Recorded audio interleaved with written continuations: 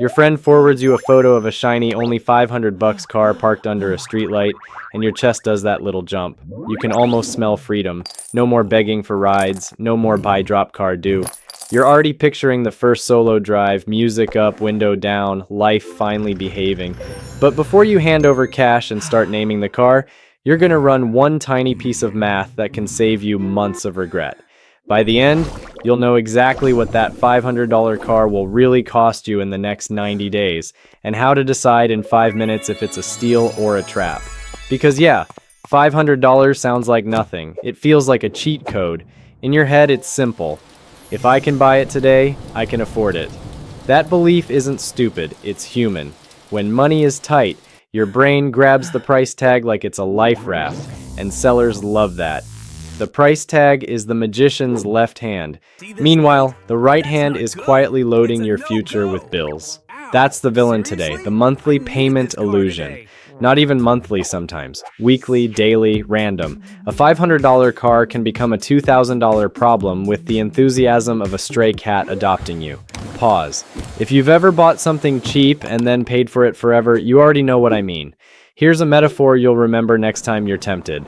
Buying a super cheap car without math is like buying a flimsy umbrella right before monsoon. It looks fine in the shop. The first real storm hits, and it turns inside out, slaps you in the face, and you're still drenched. You didn't buy an umbrella. You bought false confidence. So here's the hidden mechanism people miss. Cars don't just cost money to buy. Cars cost money to keep existing. Fuel, repairs, registration, insurance, parking, fines, towing, time, and the cheapest cars often charge you in the currency you hate most. Surprise, you go to check the car and you see the seller's confidence. He's leaning like he owns the street. He talks fast, smiles faster, and keeps saying words like minor and just. Just needs tuning. Minor work. AC, just gas. Your brain wants to believe him because you want the win. And be honest, this might be your inner monologue. I'm tired of walking like life is a punishment. I deserve something that's mine. I'll figure it out. I always figure it out. That last line is powerful. It's also how you end up funding other people's mistakes. Picture this micro story. You're in Karachi or Delhi or Dubai. Doesn't matter, because the feeling is universal. You find a 2004 hatchback for $500. The seller says, fast, engine strong, AC Thoda weak. You hear strong and your brain edits out weak. You pay $500. You're proud. You're posting a steering wheel selfie like you're the CEO of transportation. Week 1, you fill the tank, $40. Week 2, the battery dies at a traffic signal, jump start and new battery, $85. Week 3, the check engine light comes on. You ignore it because you have trust issues with lights. The car answers by stalling. Mechanic says, sensor issue, small. The bill says $120. Week 4, registration transfer, paperwork, whatever your city calls it, $70, and the tires, 2 are basically bald. You tell yourself, I'll change them next month. Next month arrives like a debt collector with a calendar. 2 tires used but decent, $160. You started at $500. In 30 days, you've added 40 plus 85 plus 120 plus 70 plus 160, $475. Now your $500 car is a $975 car, and you haven't even bought insurance yet. You haven't done brakes. You haven't done the thing that always shows up like an uninvited cousin, the radiator leak. Micro payoff number 1, the purchase price is just the entry ticket. The ride is where they sell popcorn. Now the math reveal. Simple, no formulas. Just honest counting. You're going to calculate your 90-day reality cost, because the first 90 days is when cheap cars test you. It's the probation period. Step 1, add the buy price. That's easy, $500. Step 2, add must-pay legal stuff in your area. Transfer registration, basic insurance if you need it, maybe a fitness certificate. Let's say $150 total for illustration. So we're at $650. Step 3, fuel for 90 days. Don't guess like a poet. Estimate like a boring adult. How many days a week will you drive? Say 5. How many kilometers or miles per day? Say 20 kilometers. That's 100 kilometers a week, about 400 kilometers a month, 1,200 kilometers in 90 days, If the car gives you 10 km per liter, that's 120 liters. If fuel is $1 per liter where you are, just an example, that's $120. If it's more, adjust. The point is, you're not forgetting fuel anymore. Now you're at $770. Step 4, maintenance buffer. This is where people get emotional and start bargaining with physics. So we make it mechanical, take 20% to 40% of the car's price and set it aside for the first 90 days. That wasn't right. Why? Because old cars don't break politely. On a $500 car, 30% is $150. Now you're at $920. Step 5, one oh no event. Not because you're unlucky, because you're buying an older machine. Pick a single repair that would not shock you. Brakes, battery, alternator, radiator, suspension. Put $200. Now you're at $1,120. Congratulations. Your $500 car is a $1,120 decision in the first 90 days. And that's not a scare tactic. That's reality with its shoes off. Micro payoff number 2. Affordability isn't can you pay today? It's can you survive the first wave? Now here's the catch moment people hate. Most of these costs show up at the worst possible time. Not when you're sitting with cash and motivation. They show up on a Monday morning when you're late, your boss is already irritated, and your phone battery is at 3%. That's the monthly payment illusion doing its dirty work. It makes you pay when you're weakest. Let's split car costs into 2 buckets. Super simple. Bucket A, predictable costs. Fuel, basic papers, maybe parking. Bucket B, surprise costs. Anything that breaks, leaks, squeaks, or suddenly starts shaking like it saw a ghost. When you buy a cheap car, Bucket B gets a gym membership. And you don't just pay money, you pay time. One day in the mechanic's shop is a day you're not working overtime, not studying, not resting, not living. That time has a price even if no one prints it on a receipt. Pattern interrupt. A cheap car can be the most expensive way to arrive late.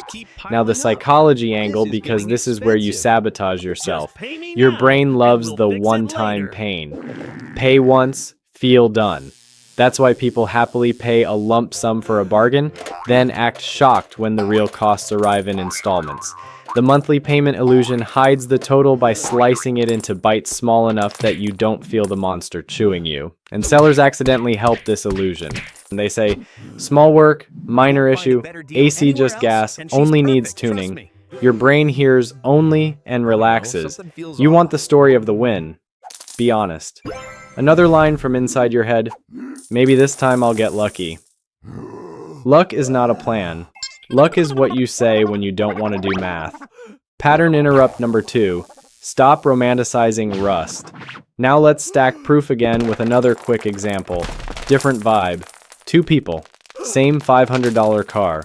You and your cousin who thinks maintenance is an app. You both buy similar cars. You do the 90-day math, so you budget $2,100. You get the car inspected. You find a leaking hose and bad brake pads. You fix them early for $180. The car runs smoother. Fuel improves a little. Your stress drops a lot. Cousin skips inspection. Drives. One day brakes fade on a downhill. Now it's not $180. It's $350 plus a dented bumper plus a lecture from the universe. Same car, different rulebook. Micro payoff number 3. Early fixes are not extra spending. They're discounts. Now, a tiny math twist that makes this decision crystal clear. Compare the car to your alternatives for 90 days. If you're currently spending $4 a day on rides, that's about $120 a month. In 90 days, that's $360. If the cheap car costs you $1,120 in 90 days, you didn't save. You upgraded your stress, not your life. And if you're thinking, yeah, but after the first repairs, it's fine. Sometimes true, sometimes. But only if those first repairs actually solve the core problems. Old cars can be like a leaking bucket. You patch one hole, then another one starts dripping because the plastic is tired everywhere. That's why we focus on the first 90 days. It exposes whether you bought a bucket or a bomb. Pause line. A bomb looks cheap until it goes off. So, objections. Because you're already building your case. Objection 1. But I'm broke, I only have $500, that's literally the whole point. Fair. So the question becomes, do you have $500 or do you have a car? Because a car without a buffer is not a car. It's a rolling anxiety subscription. If you truly only have $500 and zero cushion, you're not buying transportation. You're buying a gambling ticket that lives in your driveway. And if you lose, you don't just lose money. You lose trust in your own decisions. Objection 2. What if I'm handy? I can do repairs myself. That helps a lot. It reduces labor costs. But parts still cost money and time still costs sleep. If you can fix things, your buffer might drop from 30% to 20%, not to 0. Even mechanics don't get free alternators. Also, your time is worth something, even if you've never charged anyone for it. Objection 3. Isn't any car better than none? I need it for work. Sometimes, yes, but only if the car won't sabotage the job it's supposed to help you keep. If one breakdown makes you miss 2 shifts, that's not a car. That's a boss you can't argue with. Objection 4.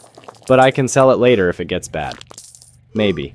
But broken cars sell for broken car prices, and if you bought it without paperwork clean and proof of ownership solid, selling becomes a whole new headache.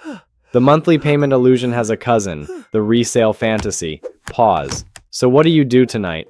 First, the broke, overwhelmed version. You're low on cash, high on stress, and you still need movement. Step 1. Set a hard rule. You don't spend all your money on the car. Even if the car is $500, you keep at least $200 aside. If you can't, you delay. Or you downgrade your dream.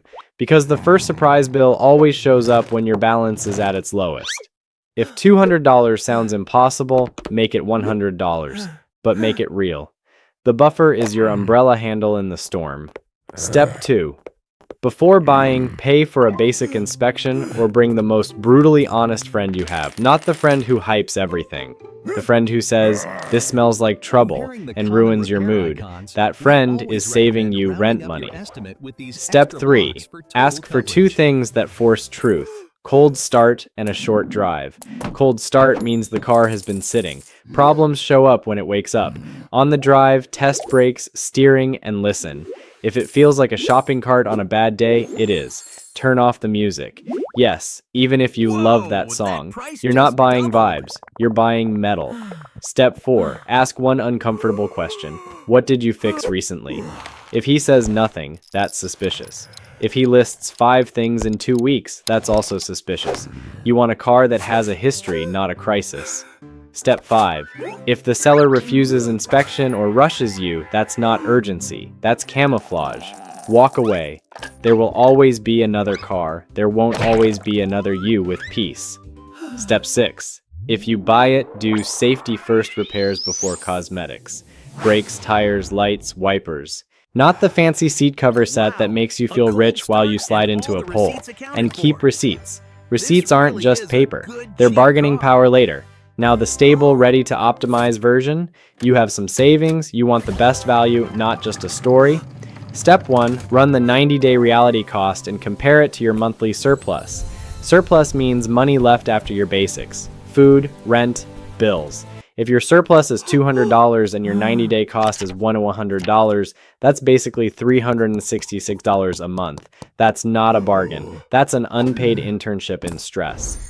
Step 2. Create a walkaway price. Maybe the car is $500, but you refuse any deal that can't stay under $200 total in 90 days. So if inspection shows it needs $500 and urgent repairs, you walk. No drama, just math. Your future self will thank you in silence. Step 3. Negotiate using reality, not vibes. Instead of buy Thota Cam, say, brakes and tires need work. That's $300. I can do $350 today. Cash talks. Details negotiate. And if the seller gets offended, good. You're not marrying the car. You're buying a tool. Step 4. Choose boring models as a flex. The cars everyone calls plain often have cheaper parts and easier fixes. Flashy is fun until it needs a specialty sensor that costs like a small vacation. Step 5. If you do buy, schedule preventive maintenance in the first week. Oil, filters, coolant check, brake fluid check. It's boring. Boring is the sound of your bank account not screaming. Now, a quick checklist to keep the monthly payment illusion from hypnotizing you. Anytime you're tempted by a cheap car, ask 3 questions. 1. If this car demanded $300 next month, would you still be okay? 2. If it broke once, would you miss income or just feel annoyed? 3. Can you sell it quickly without losing your shirt?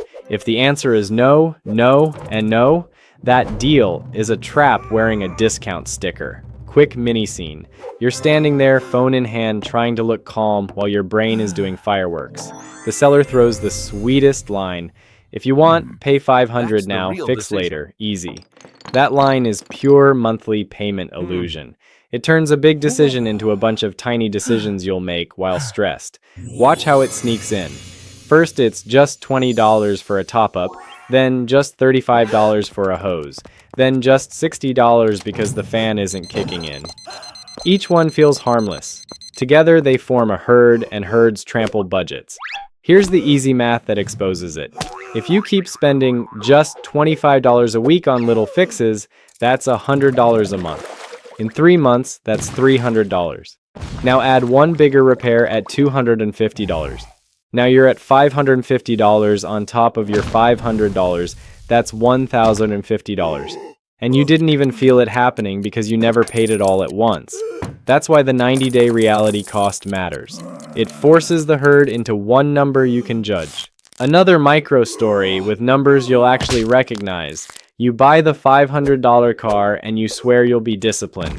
You even say it out loud like it's a spell. Day 10, the car starts overheating in traffic. A mechanic looks at it for 5 minutes and says, "Radiator, 200. You hesitate. He adds, "If you don't do it, head gasket can go." That's 700. Now you're trapped. Not by the car, by the fear of a bigger bill. So you pay 200. Then the thermostat, another 40. Then coolant, another 15. Then you notice the AC only works when you pray, another 60. Suddenly, your disciplined plan is a comedy show. Pause line. This is how people become broke with receipts. And there's one more mind trick, sunk cost. That's when you keep spending because you already spent. You tell yourself, "I've put so much into it, I can't stop now." The car doesn't care. The car will happily eat your money and still leave you on the roadside. You have to be the adult in the relationship. So add one rule to your life, the exit rule. If your repairs in the first 90 days hit your planned buffer and the car still feels unreliable, you stop. You sell, you cut the loss, you move on. Painful? Yes, but less painful than slowly bleeding for a year. Now, how do you estimate the maintenance buffer without guessing? Ask yourself one simple question. What's the worst normal repair you can imagine on this model? Normal means common, not dramatic. If the answer is brakes and suspension, price those in your area and round up. Even if you don't know cars, you know Google, you know friends, you know mechanics. If brakes are $150 and suspension parts are $200, your buffer isn't $50, it's closer to $300. Also, treat inspection like buying clarity. Maybe the inspection costs $30 or $50. People skip it to save money. Then they spend $300 to learn the same truth the hard way. Inspection is basically paying for spoilers before the movie ruins your life. It's the cheapest piece you can buy. And don't ignore paperwork. A car with messy ownership is a silent tax. You'll pay in bribes, extra fees, wasted days, or the nightmare of getting stopped and having no clean proof. The monthly payment illusion loves paperwork because it turns your time into currency. One more objection you might have: what if I borrow a little to cover repairs? Borrowing can be smart if it's planned, but borrowing to chase random repairs is how debt grows legs. If you must borrow, borrow once, with a clear cap and a payback plan.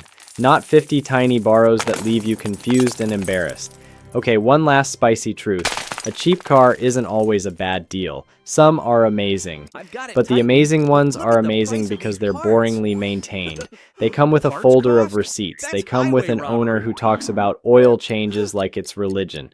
They don't try to distract you with a fresh polish. They show you the cold start without drama. That's the vibe you want, not the trust me bro vibe. And if you find that kind of car, your math will say yes. Your heart will say yes. And for once, both of them will be right. Another catch, and this one hurts your ego. Sometimes the cheap car is cheap because someone else already gave up on it. They didn't sell you a vehicle, they sold you their problem with a fresh wash. Pause line.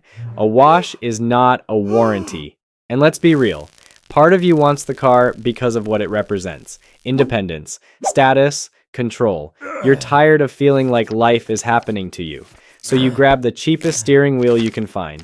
But control isn't buying the cheapest thing. Control is buying the thing that doesn't control you back. Remember that streetlight photo from the start? The shiny $500 car glowing like a shortcut? Now imagine a different scene. Same streetlight, same car. But this time you're holding a tiny notebook or a notes app with your 90-day math. You're calm. You're not begging the seller for reassurance. You're not dreaming. You're deciding. And in that moment, you finally see the umbrella. Not the flimsy one that flips. The sturdy one you chose on purpose. Because you didn't buy a fantasy. You bought a plan. You're not bad with money. You were just using a childish rule. Price equals cost. Adults use a better rule. Total cost equals truth. So if you can afford the $500 car plus the first wave, buy it confidently. If you can't, you're not missing out. You're dodging a subscription to panic. And when someone brags, "Bro, I got it for only $500, you'll smile.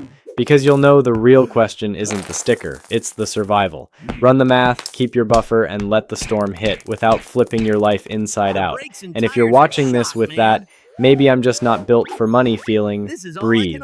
You're not weak, you're just fighting a system designed to tempt you with small prices and hide big totals. That's why the payment illusion wins. It turns you into a firefighter, not a planner. Tonight, do the Notes app test. Write the 90-day number. Write the buffer. Write the walkaway price.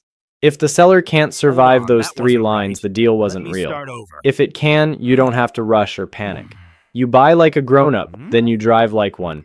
Send the math to a friend who's about to buy cheap and watch their face change. And when the first rain hits, because it always hits, you'll feel that quiet flex. Your umbrella stays open, your budget stays dry, and you keep moving without begging the universe for mercy.